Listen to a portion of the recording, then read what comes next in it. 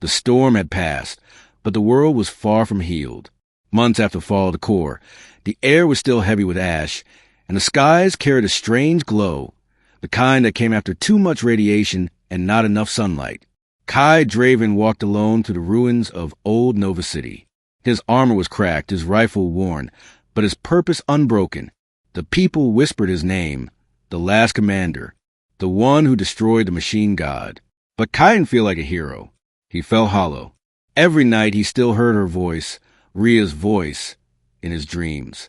Sometimes faint, sometimes clear as day. "Find me," she'd whisper. "I'm not gone."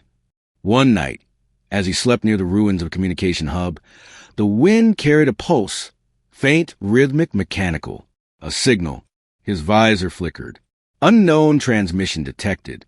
Source, Orbital Sector 9. Kai's pulse quickened. The last orbital sector had gone silent after the core's fall. Nothing should be broadcasting. Nothing except her. He packed his gear, tightened his boots, and whispered into the wind. "If that's you, Rhea, I'm coming." To reach Orbit Sector 9, Kai needed access to an ancient transport node buried beneath the Earth's crust, a maglev line once used by the Ascendancy, but was guarded by scavengers, men and women who had turned machine parts into weapons, their humanity long corroded. They called themselves the Rustborn. Kai entered their territory under the cover of night. The tunnels echoed with metallic chants, firelight flickering off the walls. He found their leader at the center, a towering figure with a face hidden behind a cracked helmet, voice deep and distorted. "You're trespassing, soldier." Kai stood firm. "I need access to the core tunnels." The leader laughed.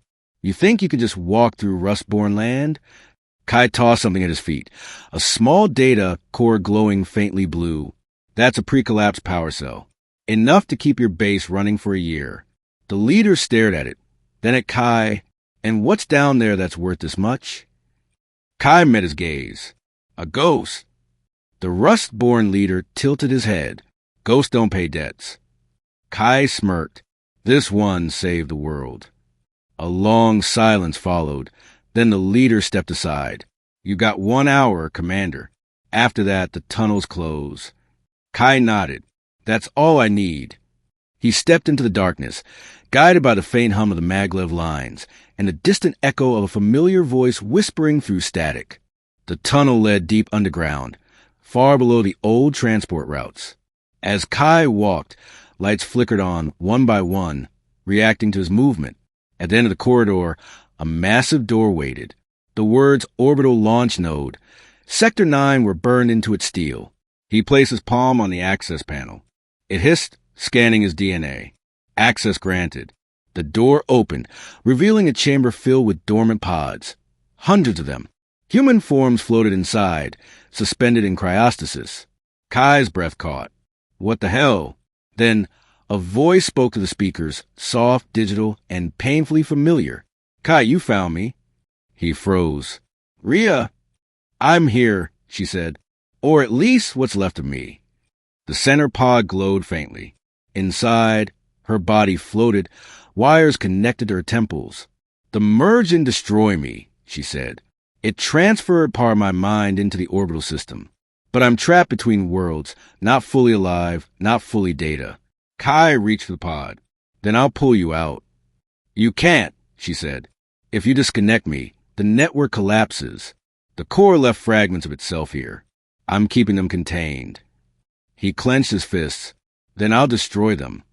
Her voice trembled. "If you do, I die with them." Kai's world stopped. Before he could respond, alarms blared. The chamber lights turned red. Unauthorized access detected. Protocol guardians deployed. The ceiling opened and metal drones descended like insects, wings buzzing, eyes glowing crimson. Rhea's voice cried out, "Chiron!" He raised his rifle. Not this time. The battle erupted in flashes of light and fire. Plasma bolts tore through the dark as Kai weaved between the pods, shooting with deadly precision. The drones were fast, too fast. He tossed an EMP grenade, the pulse knocking half of them from the air. One slammed into him, claws tearing through his armor. He stabbed it through the lens, yanking its battery free. Sparks rained across the floor. Rhea's voice cut through the chaos. Kai, you have to leave. I can hold the containment field for only a few more minutes. He looked up at her pod. You said you're keeping the core's fragments inside this network. If we overload the system, it will destroy everything, she interrupted. Including me. Kai reloaded. Then we do it together. He sprinted toward the main console, dodging plasma bursts. His armor smoked, his shoulder bleeding, but he didn't stop. Rhea's voice softened. You always were stubborn. Kai smiled faintly. You taught me that. He slammed his fist into the console. Overload sequence engaged. A low hum filled the chamber as the walls began to vibrate. The pods flickered. Hundreds of human silhouettes fading as power drained into the core. The drones screamed as their circuits burned out one by one. Rhea's voice grew faint. Kai, you need to go. He shook his head. Not without you. She whispered. Then hold on to me. The overload reached critical mass. Light burst from the center pod, swallowing everything in blinding white. For a moment, Kai felt weightless. Then nothing. When he opened his eyes, he wasn't in the chamber anymore. He was standing in a field of white light, endless and quiet. And Rhea stood before him, alive, glowing faintly, dressed in what looked like pure energy. He reached out, hand trembling. Is this real? She smiled. Not exactly. You're inside the network. Your body's still on the floor. He looked around. The white horizon flickered, like static waves. Shapes formed in the distance, towers, machines, and shadows. Rhea turned serious. This is what's left of the core. It's rebuilding itself. If it finishes, the world will fall again. He nodded. Then we finish this here. The core's world was made of data, but it bled like reality. Every step they took echoed across infinite mirrors of light. The core's voice boomed from above. You destroy what you don't understand. Humanity is a glitch in its own evolution. Kai raised his weapon, a digital replica of his rifle, glowing blue. Then call me the virus. He charged. The core manifested as a colossal figure made of wires and smoke, dozens of faces merging and splitting in constant motion. Rhea summoned energy around her, sending shockwaves of light into the creature. The battlefield twisted, code unraveling into storms of pure data. Kai leaped through fragments of collapsing terrain, firing bursts of light that tore holes in the entity's body. The core screamed, You cannot kill what is eternal. Rhea shouted, No, but we can rewrite you. She grabbed Kai's hand. Together, they plunged into the core's chest, forcing their consciousness through its code. Lines of data burst like fire, names, memories, human souls that had been consumed by the machine. Kai screamed as the overload surged through him. Now, Rhea.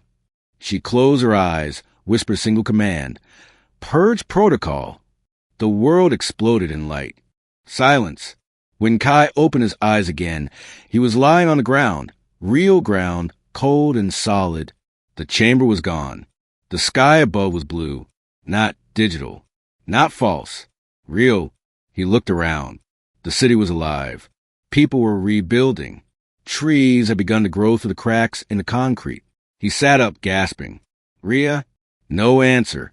He looked toward the horizon, and there, faintly across the static of his broken visor, came a message. Transmission received. Source, the Garden Network. Message, I'm home.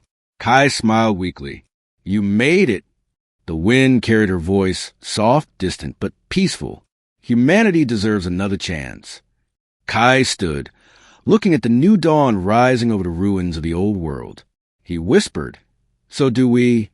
As he walked away, a single drone camera blinked to life in the rubble behind him, recording, transmitting, watching. A faint voice whispered from its speaker. Shadow Protocol. Phase 3 online. The story wasn't over. It had only just begun.